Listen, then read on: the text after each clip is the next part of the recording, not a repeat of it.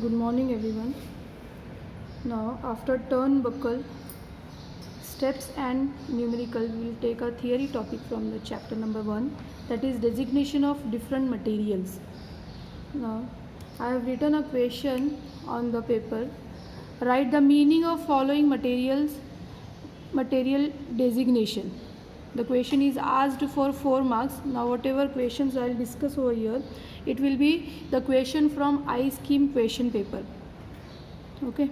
Now before solving this numerical, before writing its answer, we will see how many different categories of designation is given in our book, in our syllabus. We will see all those first. In that, first one is cast iron.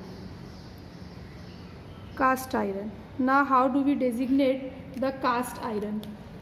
There are 3 subcategories to designate the cast iron. In that, first one is grey cast iron. Grey cast iron. Now for grey cast iron, I'll explain with the example like FG200. If it is given FG200, that means it is grey cast iron. It is grey cast iron with tensile strength 200 megapascal. So we'll explain this like this: grey cast iron with tensile strength 200 megapascal. Okay. So अगर question में दिया हुआ है FG200, तो उसका explanation तुमको लिखना है grey cast iron with tensile strength 200 megapascal. ना अगर इसका मैं कोई और न्यूमेरिकल लेती, कोई और एग्जांपल लेती लाइक FG300, तो you can explain, you can give the meaning grey cast iron with tensile strength 300 megapascal. Now the second category in cast iron is malleable cast iron. Malleable cast iron. Now how do we designate the malleable cast iron? Okay, if it is WM400, it means white malleable cast iron with minimum tensile strength 400 megapascal. It is white malleable cast iron with minimum tensile strength as 400 megapascal. ठीक है, मतलब WM आ गया तो M will stand for malleable cast iron and W will be white malleable cast iron with minimum tensile strength of 400 megapascal. मतलब जो number दिया हुआ है, it is mainly the tensile strength of that particular material. Okay, so white malleable हो सकता है और immalleable it may be BM320. BM320 exam में पूछा भी है पहले, BM320. Okay, it is black malleable cast iron with 320 megapascal tensile strength. Okay, so M will stand for malleable cast iron and B will be for black malleable cast iron with minimum tensile strength of 320 megapascal. So question में ये दिया हुआ रहता है and this is our answer. We have to give the meaning of the designation. तो ये जो ये मीनिंग है वो ये रहती है. You will get 1 marks for 1 meaning. Okay, WM है तो white malleable cast iron. FGA कोई भी M इसमें मेंशन नहीं है तो it is simply cast iron and FG है then it is grey cast iron. Okay, so grey cast iron, white malleable cast iron, black malleable cast iron and immalleable. There is one more category, I will denote it by C. PM450, it means perlitic. P stands for perlitic malleable cast iron with minimum tensile strength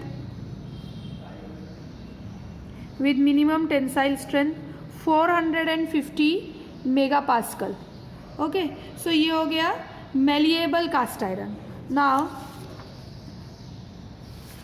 the third category in cast iron is nodular और spheroidal. अगर तुम लोगों ने MEM subject सीखा है mechanical में material से related, okay, सो इसके अंदर तुम लोगों ने ये नोड्यूलर या स्फेरॉइडल ये सब क्या स्टेट्स होती है मटेरियल की, ये सब सीखा रहेगा उसमें, या आयरन कार्बाइड डायग्राम्स में ये सब मेंशन होता है. ठीक है, सो अगर नोड्यूलर या स्फेरॉइडल कास्ट आयरन है, it will be designated like this SG 450 divide by 10. Okay, what is its meaning? Now G है means it is cast iron, like FG में भी it was G, but it was grey cast iron है तो FG. Now if it is nodular or spheroidal it is SG. Okay, now how will give its a meaning? Its meaning is spheroidal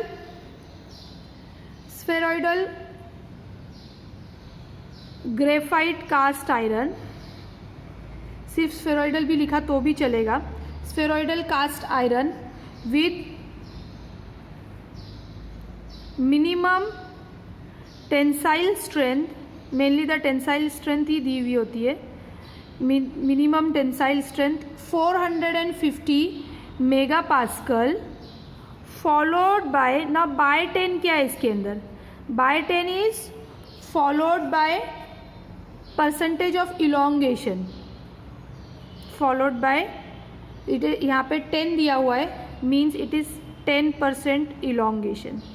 because क्या रहता है elongation, mainly हम जो tensile strength निकालते हैं we conclude it from the tension test, तो उसके साथ में अगर ये नोड्यूलर या स्फेरॉइडल है तो उसका परसेंटेज इलोंगेशन भी दिया हुआ रहता है. ठीक है, सो बाय करके आगे जो नंबर रहेगा it will be the percentage of elongation. Okay, now we have covered all the types of cast iron. ठीक है, कास्ट आयरन में 3 टाइप्स है, grey cast iron, malleable cast iron and nodular और spheroidal cast iron. अगर if it is grey cast iron then FG. Okay, इसमें F आएगा G के साथ. मैलिएबल के लिए कहीं पे भी G नहीं आएगा, it will be capital letter M. Capital letter M देगा means it is malleable. Now malleable में 3 कैटेगरीज है, वाइट हो सकता है, ब्लैक हो सकता है और पर्लिटिक हो सकता है. तो वाइट के लिए W, ब्लैक के लिए capital letter B and pearlitic के लिए capital letter M. Now if it is nodular और spheroidal cast iron then it is SG. Okay, so S जो है दिस स्टैंड्स फॉर स्फेरॉइडल और नोड्यूलर, स्फेरॉइडल बोलो या नोड्यूलर बोलो, and G is for cast iron. Okay, so अगर cast iron है तो FG होगा, SG होगा, WM होगा, BM होगा या फिर PM होगा विथ इट्स टेंसाइल स्ट्रेंथ. जो नंबर होगा it will be the tensile strength in mega pascal. And सिर्फ स्फेरॉइडल है तो percentage of elongation will also be given after this sign. Okay, so ये साइन देख के तुम उसको पहचान सकते हैं कि percentage elongation is also given. Okay, now we have covered the first type that is cast iron. Now will see the second category that is steel. Now how do we designate the steel? तुम लोग सबको पता है कि when we mix iron with a specific percentage of carbon the alloy becomes the steel. Okay, so steel जो इसकी सबसे ज़्यादा कैटेगरीज है मेटल में. ओके, नाउ स्टील के अंदर भी there are various styles with which we can designate the material. Number 1 is on the basis of, मतलब steel on the basis of mechanical properties. Okay, now steel designation on the basis of mechanical properties. Now how it will be given? अब मैं फिर से यहाँ पे example लेती हूँ. like if it is given Fe 290. now when you will see Fe you will come to know it is steel. ये steel है. okay, steel with minimum tensile strength of 290 megapascal. now its meaning ये क्या बन जाएगा? steel with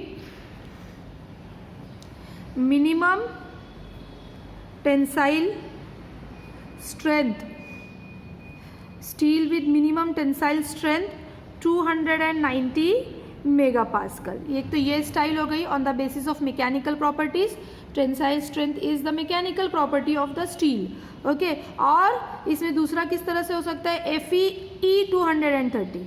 अगर tensile strength की जगह yield strength दी हुई है तो वहाँ पे Fe के साथ में E भी आ जाएगा, ठीक है। सो ये एक्स्ट्रा E क्यों है ये तुमको समझ में आ जाएगा यहाँ पर, ठीक है। नाउ ये इसका मीनिंग क्या बनेगा, steel with minimum yield strength, steel with minimum yield strength of 230 megapascal, of 230 megapascal, okay। So on the basis of mechanical properties simply tensile strength दी हुई रहेगी तो it will be Fe and directly there will be the number of the tensile strength, and अगर yield में दिया हुआ है तो it will be FeE 230। Fe देख लिया means it is steel with capital letter E means it is yield strength, so steel with minimum yield strength of 230 mega pascal, okay. So ये एक कैटेगरी हो गई ना। इसके अंदर तुम बहुत सारी एग्जाम्पल्स जो बुक में दी हुई है या फ्रॉम द क्वेश्चन पेपर, ये सब जो है तुम फॉर एग्जाम्पल में ये सब जो तुम लोग खुद से ट्राई कर सकते हैं। लाइक Fe 310 का मीनिंग लिखो या Fe 360 का meaning,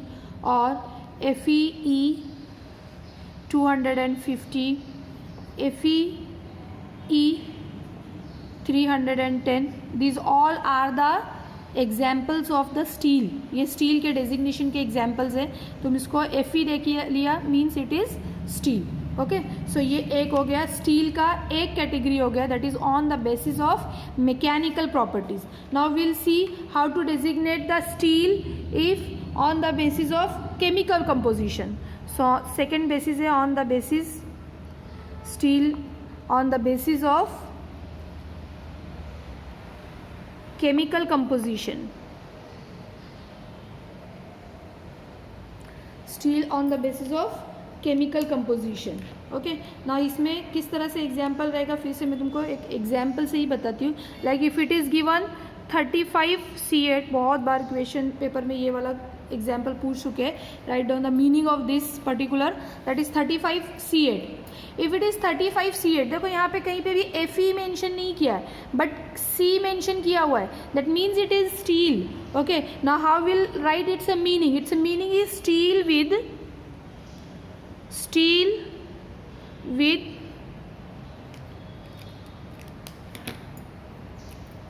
steel with 0.35% carbon and 0.8% manganese.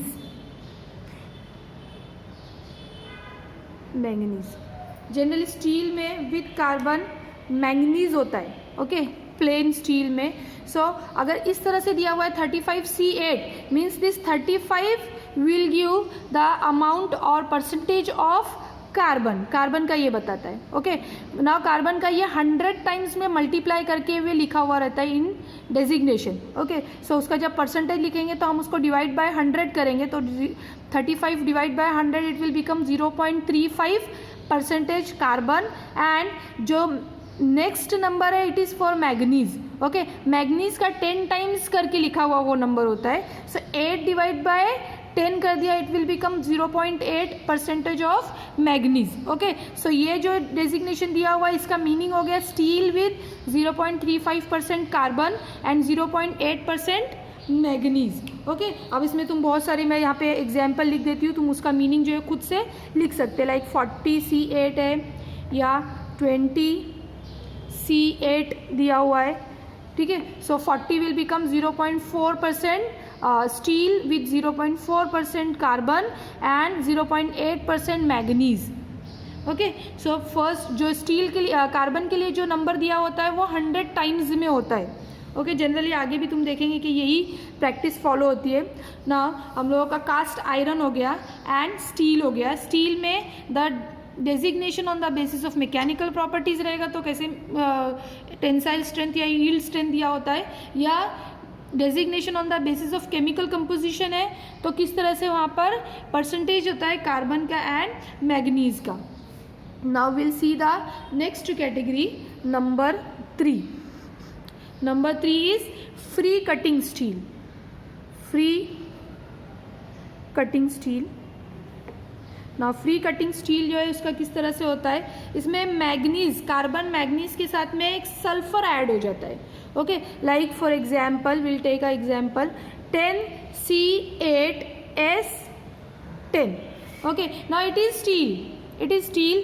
सी दिया हुआ है, कोई Fe नहीं आया, but the carbon amount is given, so it is steel. Okay, now steel with now 10 will be the 100 times of the carbon content. So ये हो गया 0.1% carbon ना. आगे जो नंबर होता है सी के बाद तुरंत वो मैग्नीज का होता है एंड वो 10 टाइम्स में होता है, तो divide by 8 divide by 10 it will become 0.8% carbon. Next is sulphur. Sulphur जो दिया है ये भी 100 टाइम्स में दिया हुआ है, सो 10 divide by 100 it will become 0.1% sulphur. Now I will write it's a meaning. ना अब इसका जो मीनिंग है वो मैं यहाँ पे लिखती हूँ नीचे. It is steel with 0.1% carbon, 0.8% manganese,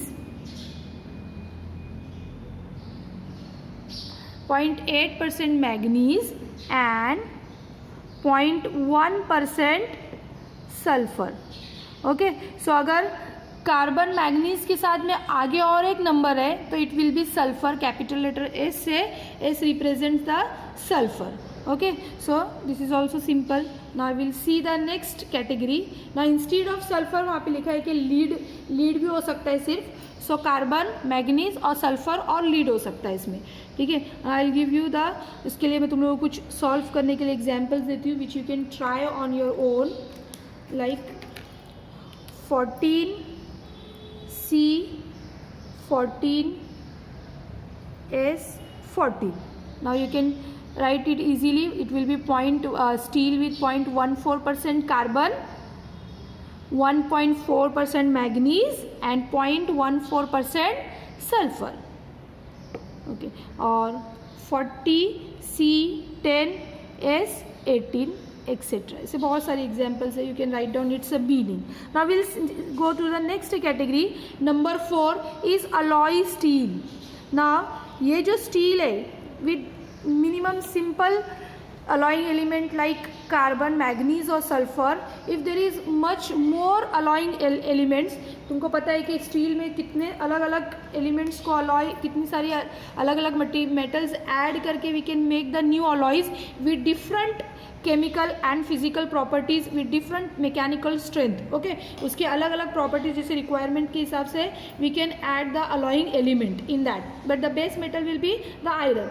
okay, now इसमें इसको किस तरह से रिप्रेजेंट करते हैं उसके पहले मुझे ये कुछ अलॉइंग एलिमेंट्स और उनका मल्टीप्लाइंग फैक्टर क्या होता है वो मैं यहाँ पे थोड़े 1-2 बता देती हूँ. बुक में बहुत सारे दिए हुए हैं.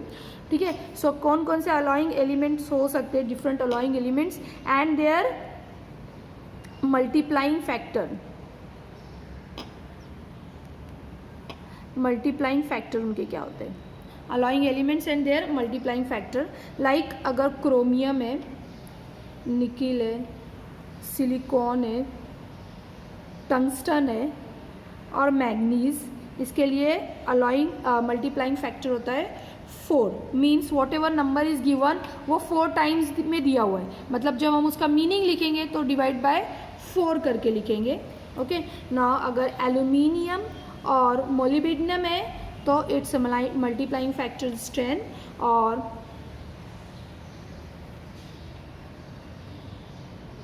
फॉस्फोरस, सल्फर और so its a multiplying factor is 100. Okay, so these are, मैंने कुछ यहाँ पे अलॉइंग एलिमेंट और उनके मल्टीप्लाइंग फैक्टर लिखे, मतलब जो नंबर दिया हुआ होता है डेजिग्नेशन में, ये नंबर से मल्टीप्लाई करके दिया हुआ रहता है, मतलब when will write its meaning will divide by these number. Okay, सबसे ज़्यादा जो क्वेश्चंस एग्जाम में आते हैं वो अलॉय स्टील के बेसिस पर होते हैं। लाइक यहाँ पर मैं एक एग्जाम्पल लेती हूँ and then afterwards will write its meaning. This is also the designation on the basis of the chemical composition.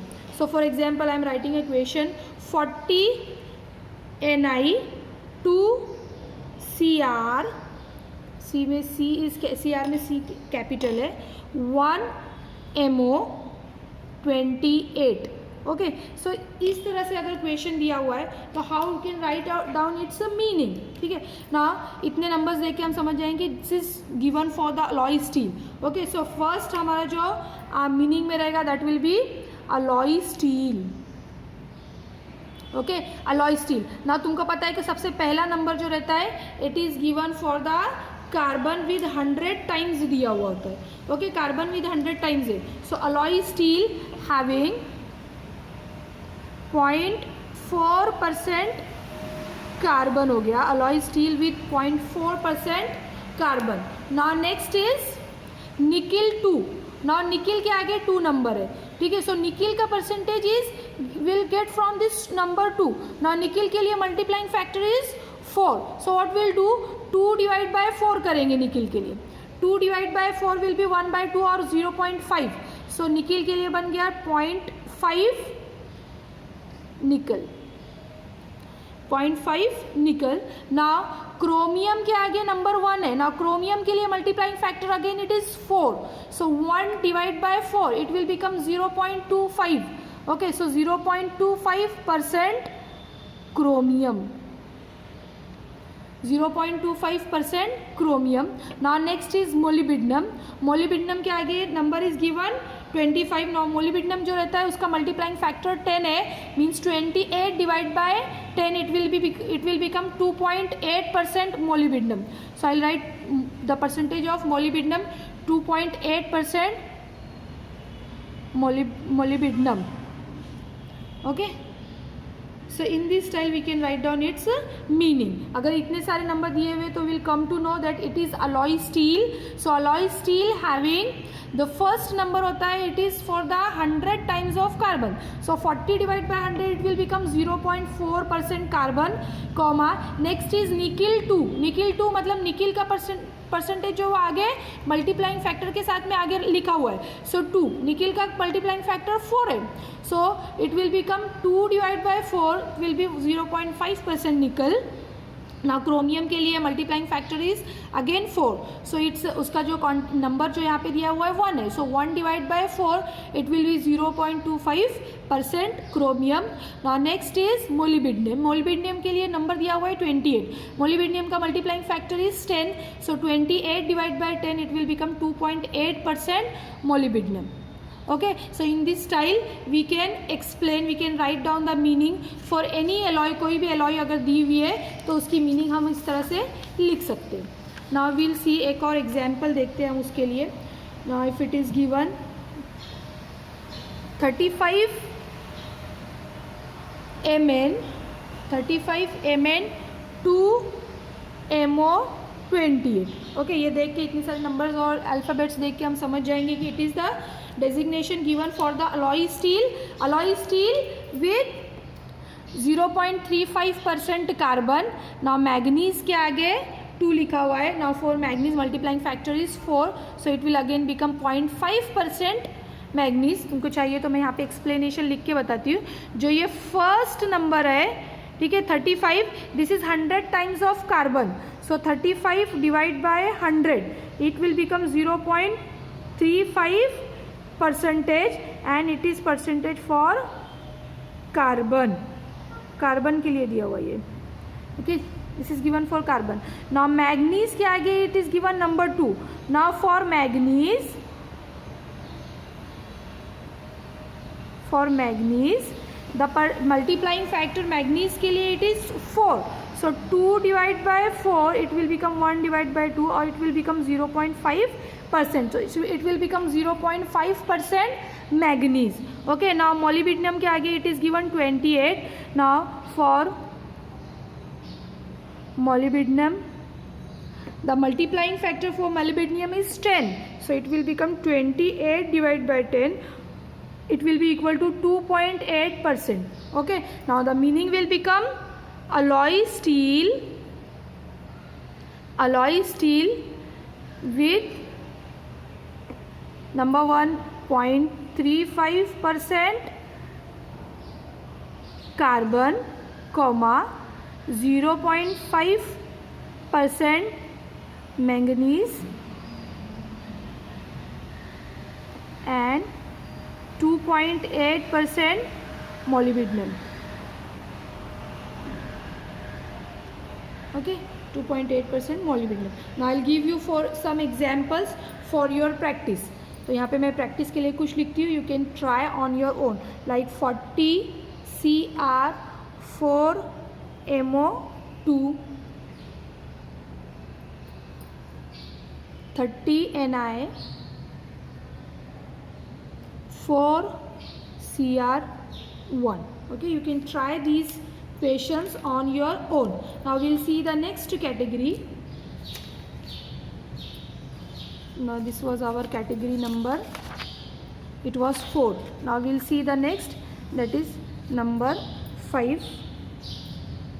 We'll see high alloy steel. If it is high alloy steel simple देख लिया. Now high alloy steel. Now for high alloy steel there will be the letter X, capital letter X होता है. अगर capital letter X आ गया that means it is high alloy steel. Now I'll explain with the help of example.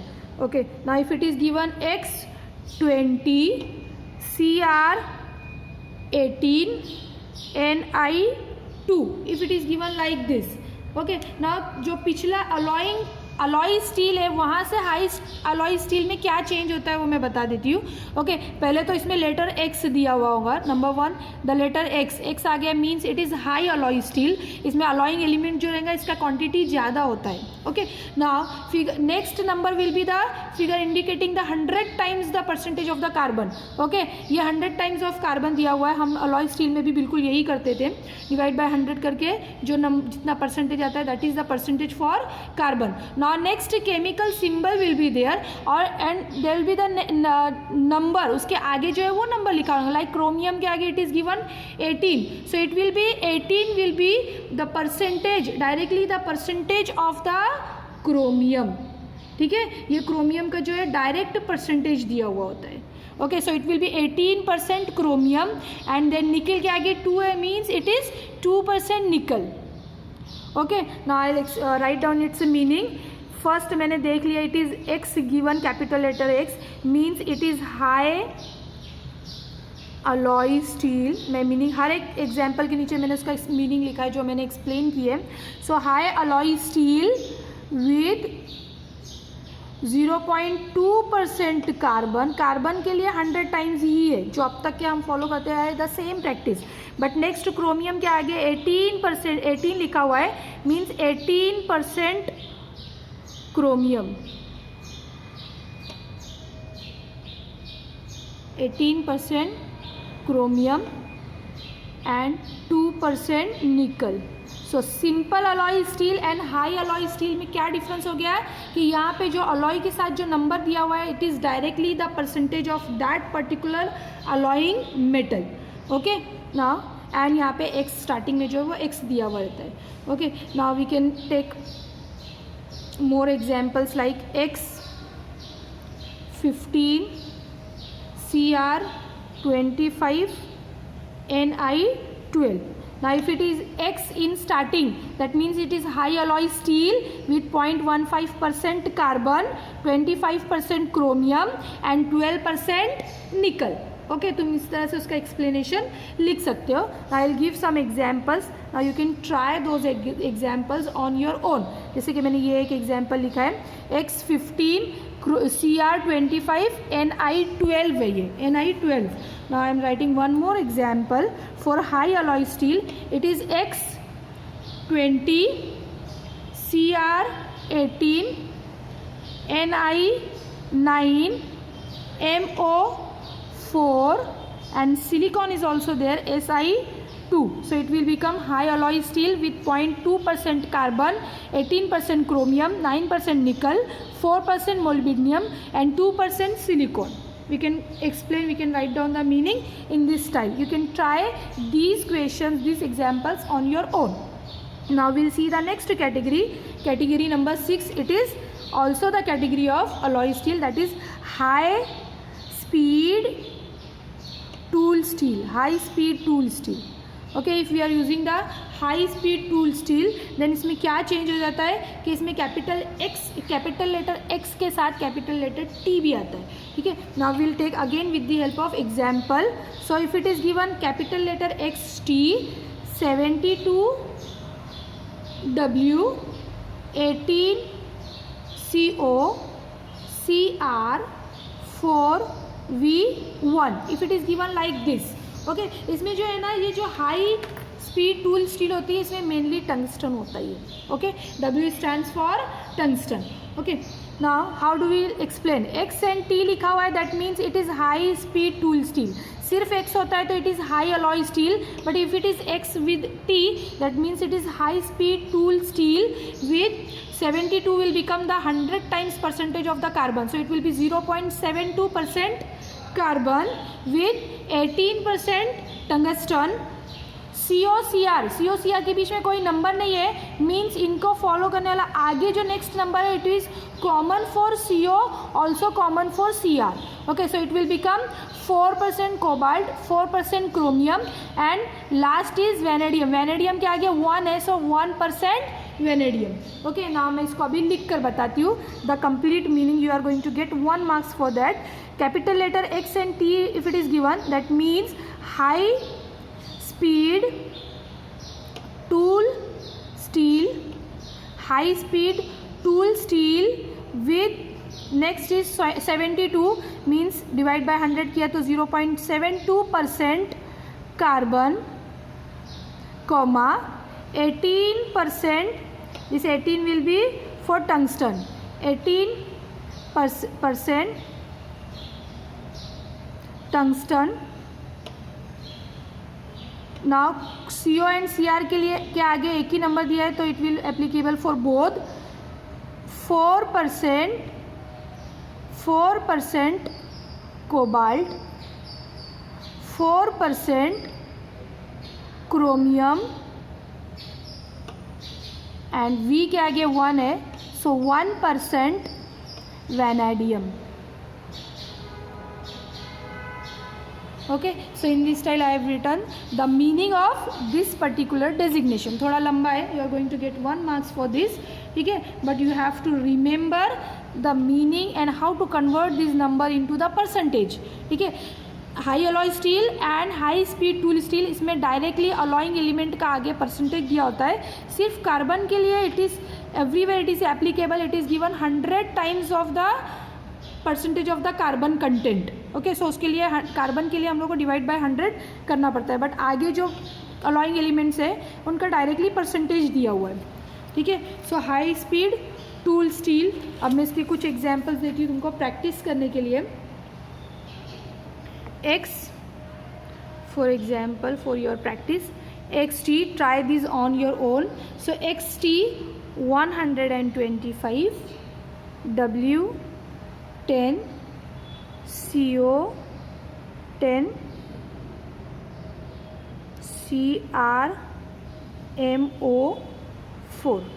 ठीक है, जिसको समझ में आ गया मुझे यही बता सकता है. It is high speed tool steel, high speed tool steel with 1.25% carbon, 10% tungsten, 10% cobalt, 4% chromium and 4% molybdenum. Okay, so इस तरह से तुम उसको एक्सप्लेन कर सकते हैं. तुमको प्रॉपरली जो अच्छी तरह से देखना है और उसकी मीनिंग्स को समझ कर लिखना है. या मैं तुमको यहाँ पे और एक दे देती हूँ for your practice, XT90.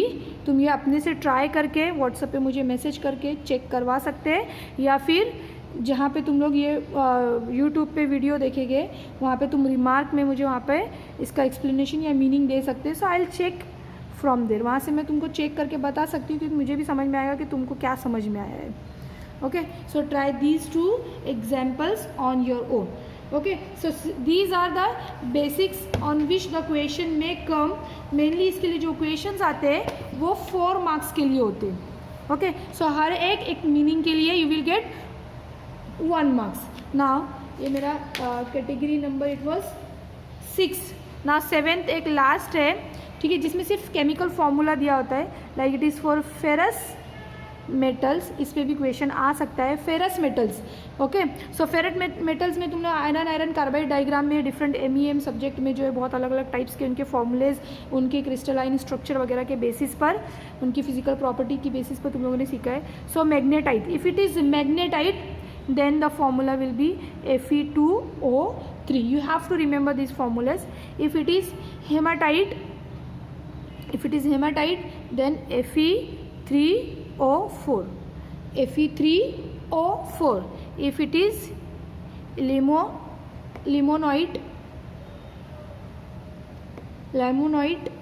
then it is FeCO3. and if it is siderite